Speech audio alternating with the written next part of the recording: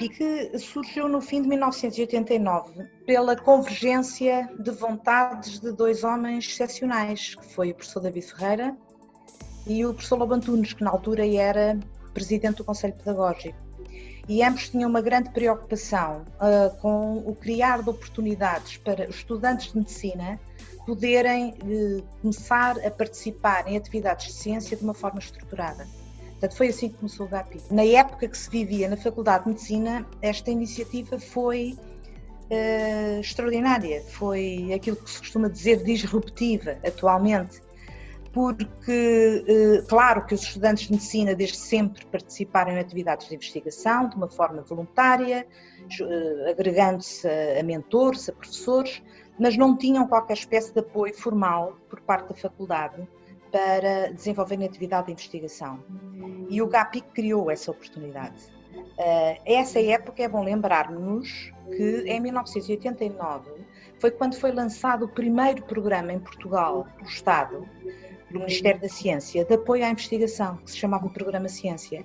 Foi o começo do desenvolvimento da ciência em Portugal. Portanto, quer no país não havia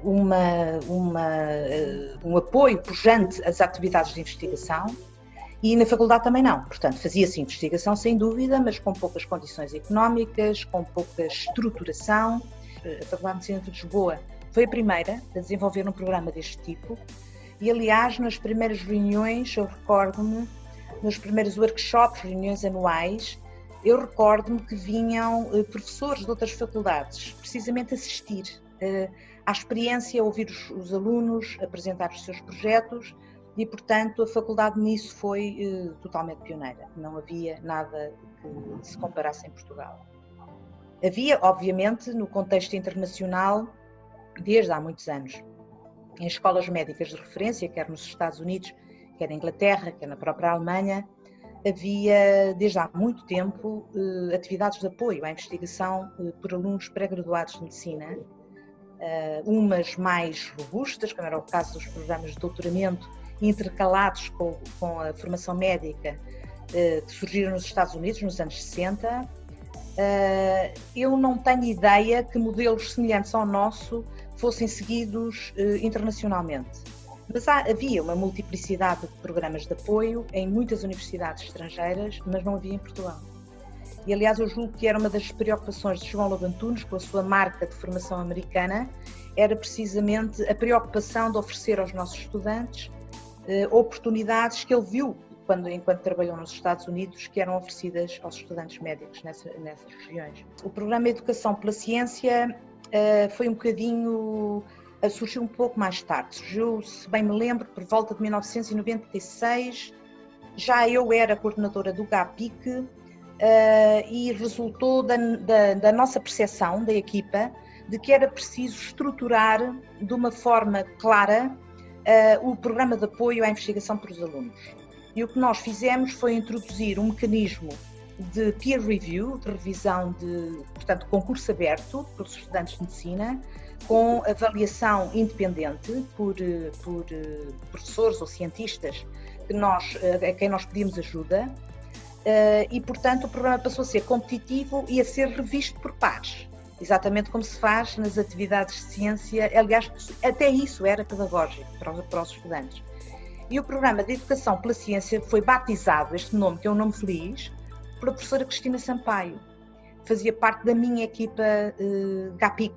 Foi ela que inventou o nome, que foi adotado, todos nós achámos o nome muito interessante, e o programa de Educação pela Ciência foi, portanto, digamos assim, uma fase posterior ao início do GAPIC, e que também foi aprovado, como é evidente, pela faculdade, pela Assembleia de Representantes, pela direção, e desde então ficou o nome, e é um nome feliz, é um nome bom, porque não há de facto melhor educação do que a educação pela ciência, como nós sabemos, não é? Eu acho que alguns dos objetivos desde sempre, desde o início do GAPIC, que ainda não estão cumpridos, e não estão por várias circunstâncias, o ter um retrato fiel, objetivo, quantificado, do que foi o impacto do próprio programa no futuro profissional dos estudantes que fizeram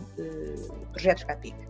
Eu sei que é um processo que está em curso, sei as dificuldades que tem havido para o completar, mas é uma informação para nós crítica, porque é uma informação que, por um lado, dá ideia ou poderá dar ideia do impacto global do programa nas gerações sucessivas que passaram por ele e ter ao mesmo tempo a ideia que nós temos, mas que é impressionista, de que quem passou pelo GAPIC como estudante é alguém que mais tarde ou mais cedo vai incorporar investigação na sua atividade médica, mas isso é uma impressão nossa, nós não temos a certeza de que assim seja.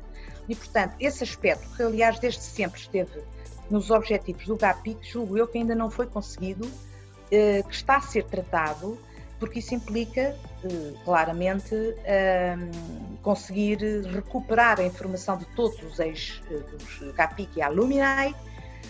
Isso é um processo complexo e é um aspecto que eu acho que seria muito importante até para desenho de novas estratégias de futuro de desenvolvimento. Um outro aspecto, como é evidente, é, de certa forma, nós temos algum financiamento e tem havido financiamento para os projetos dos alunos, tem havido outras fontes de financiamento que têm sido recrutadas nos últimos anos, continua a não ser muito dinheiro.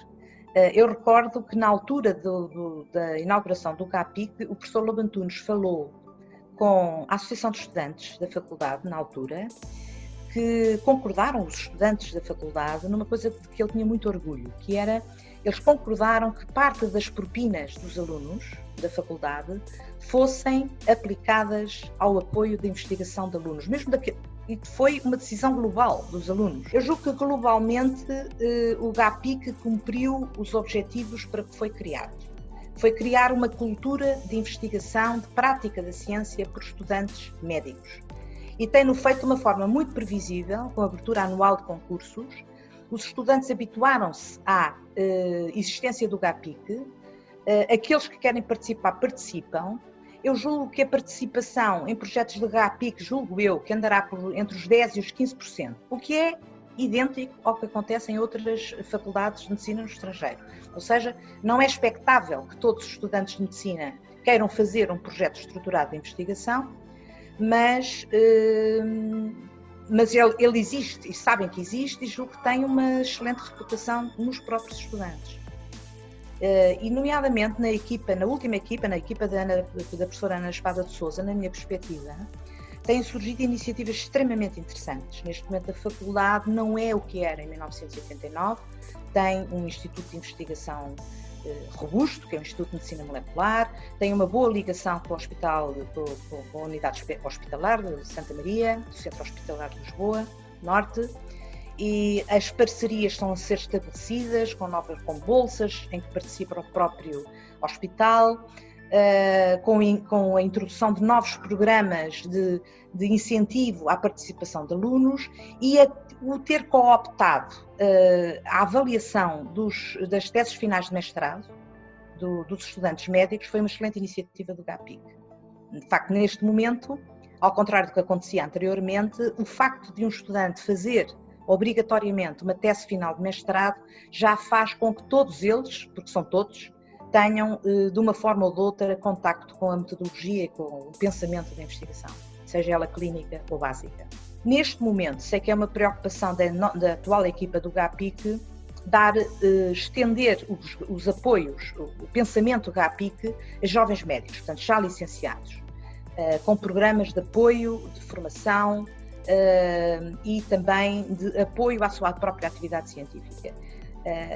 Para jovens médicos, portanto, já depois da graduação. Eu acho que isso é um aspecto que tem que ser muito desenvolvido, portanto, não é acabar apenas durante o curso médico, mas é o próprio GAPIC centralizar-se ou assumir um papel de grande centralidade no apoio ao desenvolvimento de investigação científica por médicos já graduados. O GAPIC, pela natureza da sua missão e por aquilo que faz, é um instrumento absolutamente fundamental no ensino médico e em todas as escolas médicas. A prática da ciência, como nós já tínhamos discutido anteriormente, noutro contexto, é uma escola de racionalidade. é uma escola que estimula, desenvolve o espírito crítico. Ora, quer a racionalidade, quer o espírito crítico são instrumentos fundamentais para a prática clínica. Uma medicina clínica baseada em ciência é melhor, e uma medicina clínica feita por alguém que já tem os instrumentos de racionalidade e de decisão que a prática da ciência incute, é seguramente uma medicina melhor do ponto de vista prático e mais económica, o que também é importante, mais económica no sentido da economia do ato, da racionalidade do ato. Eu penso que gabinetes ou grupos ou estruturas como esta que facilitam e desenvolvem a investigação em estudantes médicos são críticos para o próprio desenvolvimento das faculdades, para o desenvolvimento da medicina clínica, prática e para o próprio ensino médico. E, portanto, eu vejo com muita esperança e muito otimismo o impacto que programas deste tipo, e o GAPIC em particular, vão ter no futuro, na Faculdade de Medicina de Lisboa e, sobretudo, sabendo que este exemplo foi colhido e seguido por outras faculdades em Portugal. Como é que uma mulher que é uma das primeiras a implementar um circuito de ciência no país, muito bem, com os pioneiros, com os professores David Ferreira e João Lobo Antunes, mas a professora entra, como nos dizia há pouco, numa segunda leva imediata. Nestes tempos, e recuando a 96, 97, como é que era o seu papel, e não esquecendo que era uma mulher na ciência, para implementar estes primeiros processos da investigação científica na vida académica médica? Como é que foi? Foi fácil, devo-lhe dizer, porque eu própria já tinha mudado tinha saído da minha carreira hospitalar para me dedicar completamente à ciência, já em 1990, ou coisa mais ou menos por essa altura, 1989, 90, foi quando eu passei a ter uma atividade exclusiva de investigação de ensino. Tinha tido prática e treino de investigação, tinha um passado clínico, mas já tinha bastante experiência de investigação científica, quer no estrangeiro, quer em Portugal, e, portanto, foi muito natural tentar implementar ou incentivar na faculdade e pôr em prática aquilo que eu própria tinha aprendido. E, portanto, devo-lhe dizer que foi muito simples, foi muito fácil e foi, sobretudo, muito entusiasmante. Na minha atividade de investigação, eu recordo um período, foi, em boa verdade, posterior ao meu doutoramento. Foi quando criei o meu primeiro grupo de investigação, que muito pequeno, mas de gente muito entusiasmada, muito talentosa, e foi um período muito bom do ponto de vista de produção científica, de investigação básica, em boa verdade, mas utilizando como modelos de estudo, em boa verdade, modelos que eram aqueles que eu tratava como médica hematologista, portanto, sempre ligado ao sistema hematopoético, à diferenciação de células do sangue, e foi muito interessante e muito entusiasmante fazer perguntas fundamentais, de biologia fundamental, em relação a patologias que eu próprio tinha tratado clinicamente anos antes. Isso foi um momento interessantíssimo de convergência entre o pensamento da biologia fundamental e, ao mesmo tempo, o património que eu tinha de informação médica, clínica, em relação a essa patologia. Isso foi um momento ótimo, do ponto de vista da investigação. No caso do GAPIC, eu julgo que o grande momento foi a criação do Programa de Educação pela Ciência. Sabe que recordo, aliás, que o primeiro workshop do GAPIC, organizado por nós tínhamos um convidado externo, e o primeiro convidado do primeiro workshop GAPIC foi o professor Mariano Gago, que era Ministro da Ciência.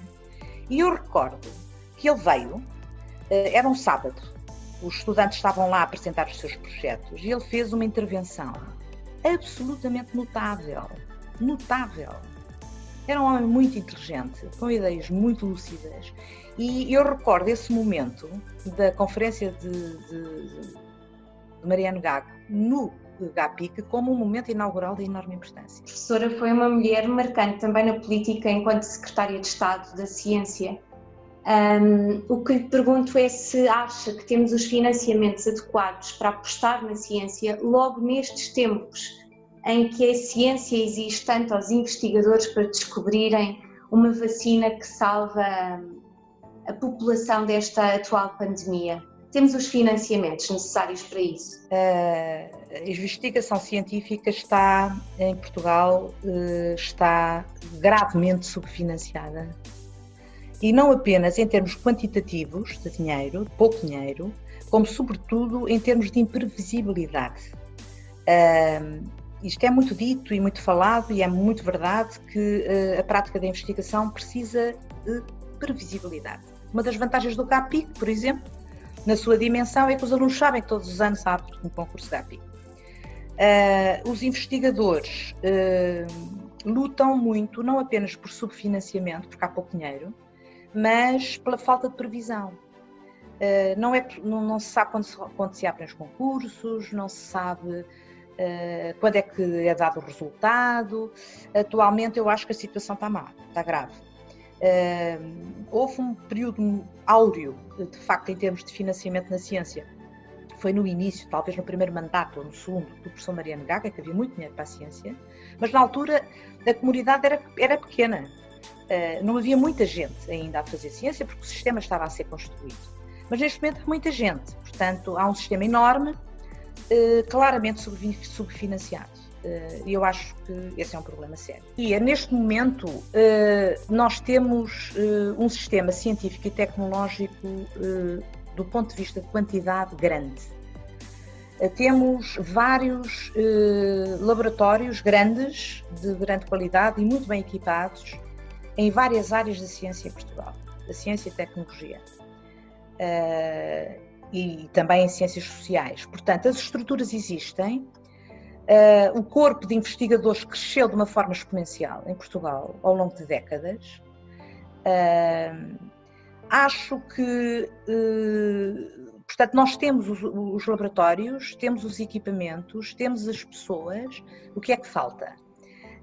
A meu ver, falta uma maior exigência de qualidade no sistema, ou seja, e isso não é muito popular ser dito, devo dizer-lhe, porque uma maior exigência de qualidade significa que nem todos são beneficiados.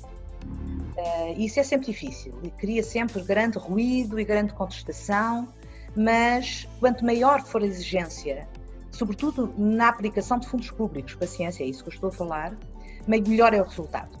Por um lado, portanto, maior exigência qualitativa, menos distribuição por muitos, mas maior exigência em termos qualitativos, que eu acho que é muito importante manter e continuar, para que, nomeadamente, os próprios indicadores de qualidade da ciência em Portugal progridam, não apenas quantitativos, não apenas o número de investigadores ou o número de doutoramentos, não estou a falar de números, estou a falar de qualidade.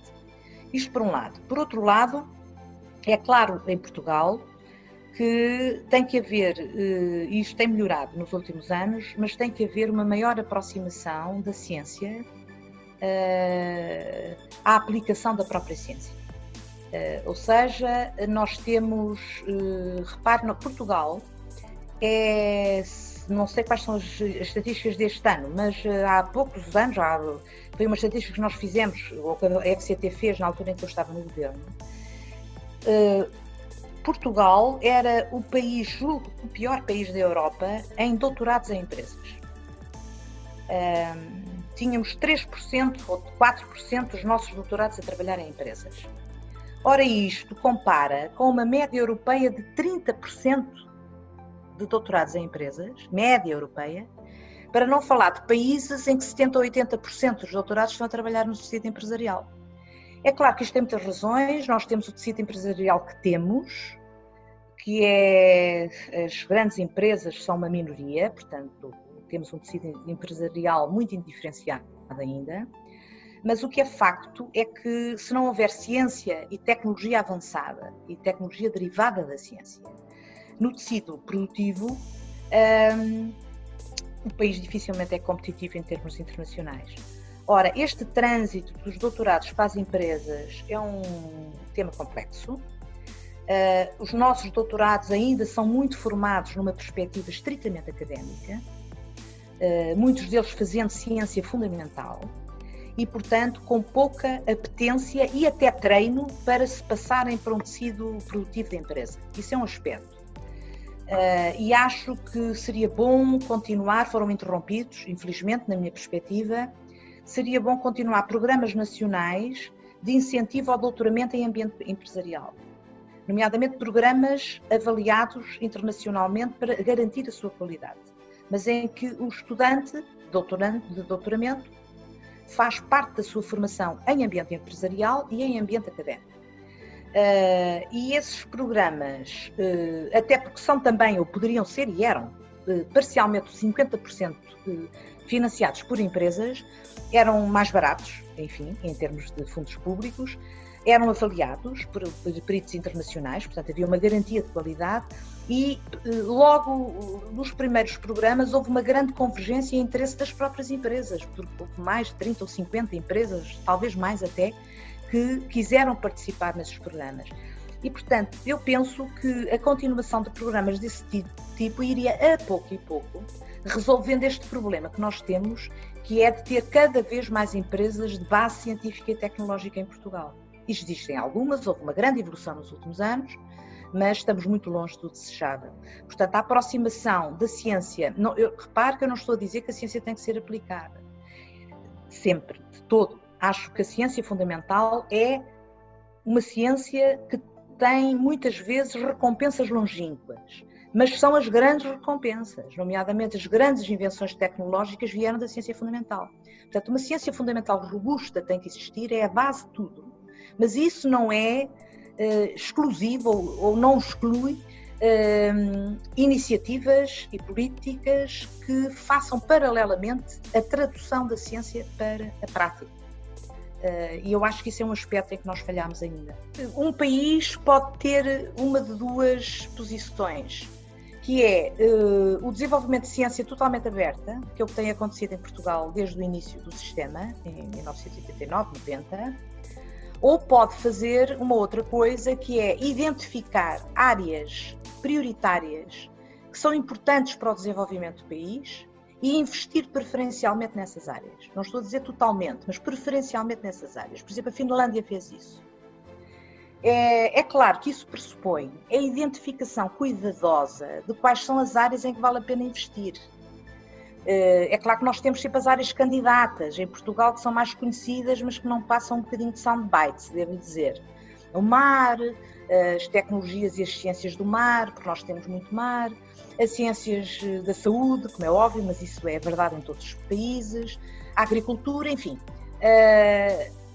A identificação clara de quais são as áreas de maior potencial de desenvolvimento no país, até pelas características do próprio país, é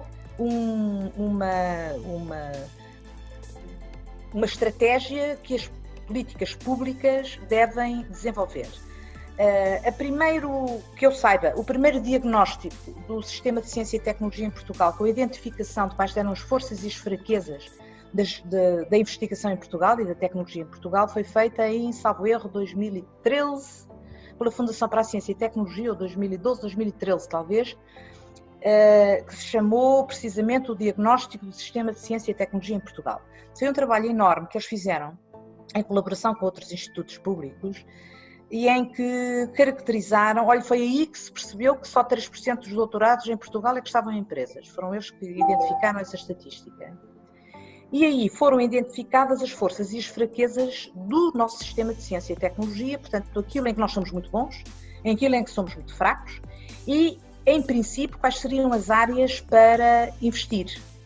Isso está lá, de facto, mas depois, num país como o nosso, quando se vai passar depois à prática, do ponto de vista de maior incentivo financeiro para uma determinada área, acaba por resultar o costume, é que acaba por se distribuir por todos. Se eu mandasse agora, tinha que voltar a perceber bem o que se passa, porque já passaram uns tantos anos. As decisões não podem ser impressionistas, não é? Tem que ser uma decisão informada. Neste momento eu não tenho informação que me permita dizer-lhe que seria de investir numa área A ou na área B. Acho que a manutenção de investimento transversal nas diferentes áreas é crítica.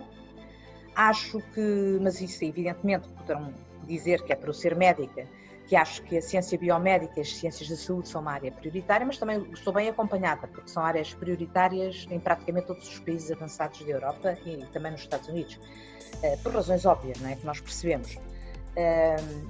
Acho que faria um esforço, mas reconhecendo que é quase uma batalha muito difícil em Portugal, que era financiar mais algumas áreas em detrimento de outras. E devo dizer que isso é extremamente difícil de fazer num país tão pequeno como o nosso. Acho que provavelmente valeria a pena, na minha perspectiva, separar a agência de financiamento das ciências chamadas duras das ciências sociais. Deveria haver a meu ver, talvez caminhar para uma situação em que houvesse um conselho próprio para ciências sociais e humanidades, que têm critérios diferentes de atuação e de prática e que acabam por ser avaliadas no conjunto da física, da química, da saúde, enfim, que são áreas com tradições muito diferentes de investigação, muito mais quantitativas, muito mais exatas, e isso valeria talvez a pena fazê-lo, até para separar um bocadinho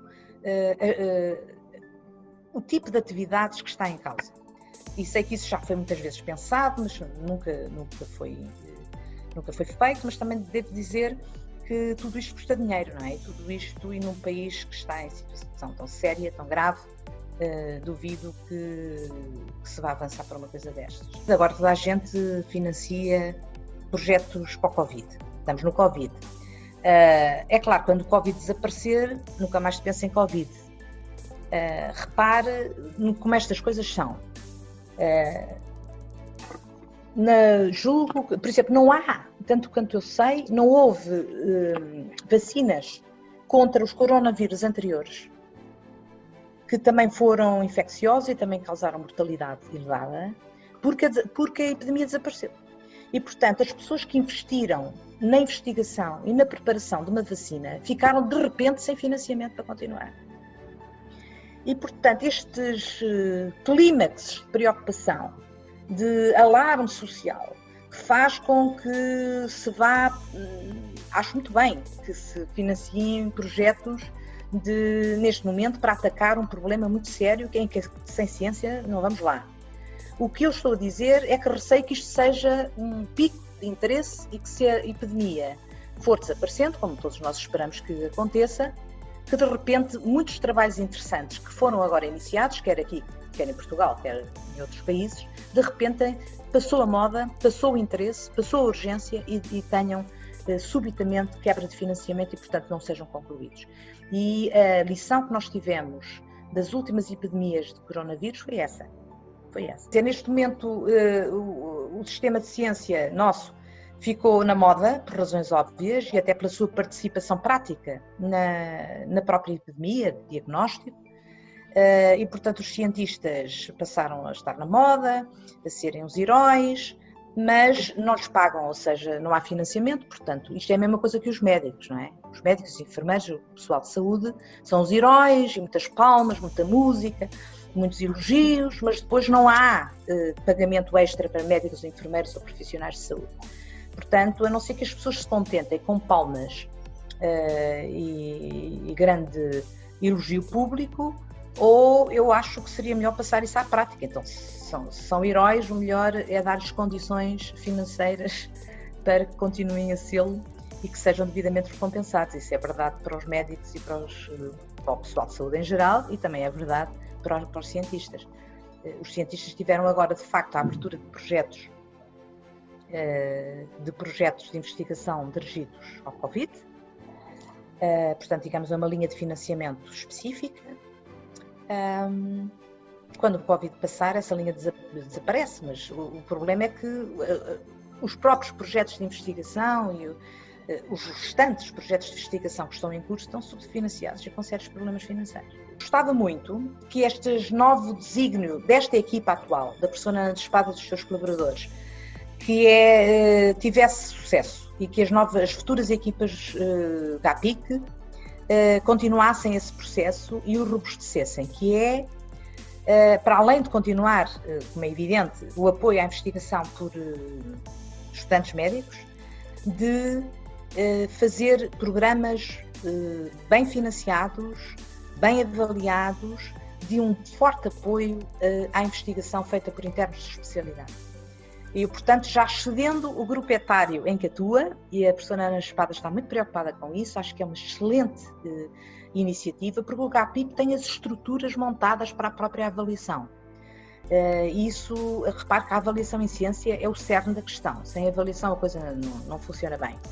Acho que estas ideias e estas iniciativas que o atual GAPIC está a ter são muito interessantes. E sei que isso é uma grande preocupação deles todos.